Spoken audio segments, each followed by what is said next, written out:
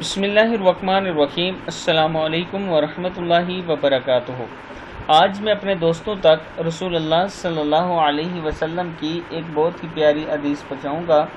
اس سے پہلے میں اپنے تمام دوستوں سے گزارش کروں گا کہ اگر آپ نے ابھی تک میرے چینل عابد راجہ کو سبسکرائب نہیں کیا تو ضرور کر لیں۔ تو سٹارٹ کرتے ہیں۔ بسم اللہ الرحمن الرحیم۔ سیدہ عائشہ رضی اللہ تعالی عنہ فرماتی ہیں کہ رسول اللہ صلی اللہ علیہ وسلم نے فرمایا، جو شخص قرآن کو اٹک اٹک کر پڑھ پاتا ہے اور اس کو پڑھنے میں اس کو مشقت ہوتی ہے تو اس کے لیے دگنا اجر ہے۔ یعنی جو لوگ آہستہ آہستہ اور اٹک اٹک کر قرآن پاک پڑھتے ہیں ان کے لیے دگنا اجر ہے۔ صحیح بخاری کی حدیث ہے۔ تو دوستو، قرآن پاک کو پڑھا ضرور کریں، بے شک آرام سے اور اٹک اٹک کا پڑھیں، اس کا آپ کو زیادہ ثواب ملے گا، لیکن اس کو چھوڑنا نہیں ہے، اس کو پڑھتے رہنا ہے۔ اس ویڈیو کو آپ نے آگے ضرور شیئر کرنا ہے۔ السلام علیکم ورحمۃ اللہ وبرکاتہ۔